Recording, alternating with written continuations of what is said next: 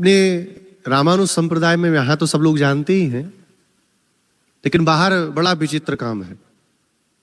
श्री शठारी देते हैं तो लोग क्या कहते हैं, कुछ टोपा सा रखते हैं आपके यहाँ, वो क्या है?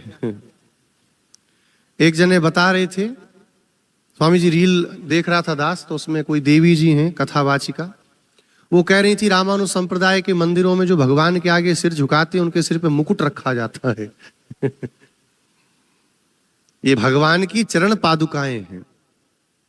भरतलाल जी ने यहीं थोड़ी दूरी पर नंदीग्राम है, वहां भगवत पादुकाओं की प्रतिष्ठा करके 14 वर्षों तक इस भूमंडल का शासन किया और भगवत पादुकाओं के महात्म्य को बतलाया।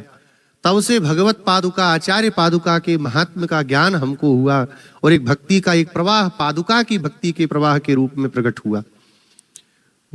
उन्हीं भगवत पादुकाओं को श्री षटकोप स्वामी जी महाराज की अलौकिक भक्ति से रीझ करके भगवान ने उनके नाम से उन पादुकाओं का नामकरण कर दिया।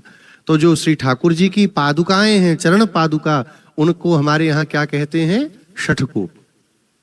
क्या कहते हैं? श्री षटकोप, श्री शठारी। एक ये परंपरा है। तो अपने मस्तक पर हम वैष्णव लोग धारण करते हैं और धारण करने की भी बड़ी मर्यादा होती है। अब आजकल देखा देखी कई मंदिरों में जहां कोई परंपरा का जानकारी नहीं है, वो टोपे की तरह रख रखा है। कोई भी आया उठा करके धरना शुरू कर दिया। ऐसे नहीं करना चाहिए।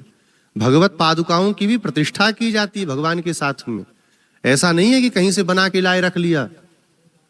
जी, नित्य आराधन होता है भगवान के साथ में उनका। तो देखिए, जब भी श्री शठारी प्राप्त हो तो पैरों में मोजा नहीं पहनना चाहिए, चमड़े की कोई बेल्ट फेल्ट नहीं लगानी चाहिए, सिर के ऊपर वस्त्र नहीं रखना चाहिए। अब बुरा नहीं मानिएगा, आजकल माताएं कौन सिर पे पल्लू रखती हैं? हाँ, मंदिर में आएंगी तो जैसे ही भगवान की शठारी आएगी तुरंत यूं कर लेंगी। भगवान की श्री शठारी आवे तो सिर के ऊपर वस्त्र नहीं रखना चाहिए। पंजाबियों की तरह हम लोगों के यहाँ शुरू कर दिया लोगों ने। पूजा करते रहेंगे तो पुरुष वर्ग भी एक रुमाल निकाल के धर लेते हैं खोपड़ी पे। अरे, वस्त्र से ढक करके सिर को कोई पूजा पाठ नहीं करना चाहिए। इसलिए पूजा पाठ जब करें तो सिर को खोल के करना चाहिए, भगवत सन्निधि में जावें। अब देखिए, बहुत बड़ी बात है, कहने पे बहुत लोगों को बुरा भी लगेगा, अजीब भी लगेगा, पता नहीं क्या बोल रहे हैं। एक जगह शास्त्र में वर्णन है, भगवत सन्निधि में पुरुष वर्ग के लिए, ये पुरुष वर्ग के लिए नियम है कि ऊपर के अंग को ढक करके नहीं जाना चाहिए। इसीलिए दक्षिण देश में भगवत सन्निधि में जब जाते हैं मंदिरों में तो कमर पे कटी वस्त्र के बांध के जाते, ओढ़ करके नहीं जाते। और सिलाई वस्त्र को पहन करके सेवा में जाना तो बहुत ही निषेध है।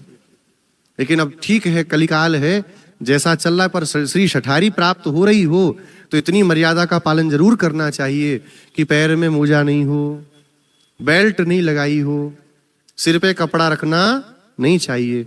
भगवत शठारी आवे तो वस्त्र को हटा करके, माताएं भी पल्लू रखें तो उसको हटा करके प्रणाम करें और विनम्र भाव से हाथ जोड़ करके सिर झुकाना चाहिए। कई लोग ठूट की तरह यूं खड़े रहते हैं, तो पुजारी जी ऐसे फिर धरते हैं। दास का बचले तो ऐसे लोगों को कभी शठारी नहीं दे, आगे बढ़ जाए। जिनको शठारी की मर्यादा नहीं पता, हमारे दक्षिण देशों में, दिव्य देशों में श्री शठारी जब बाहर निकलती हैं तो मसाल साथ में रहती है, छड़ी चवर साथ में, छत्र साथ में। नहीं, मंदिर के बाहर भी बिना दीप के श्री शठारी बाहर नहीं आते। इतनी मर्यादा है। जब हनुमान जी को अपने श्री रंगनाथ भगवान का ब्रह्मोत्सव होता है तो भगवान लौट के आते हैं तो हनुमान जी की मर्यादा होती है। उस समय जब श्री शठारी जाती हैं तो छड़ी चवर होकर के सब बहुत समादर के साथ लोग देख के प्रणाम करते हैं। वह भगवान की चरण पादुकाएं हैं, वो कोई सामान्य वस्तु नहीं है। तो उनको देखते ही तुरंत झुक के प्रणाम करना चाहिए, तब उनको मस्तक पर धारण करते हैं।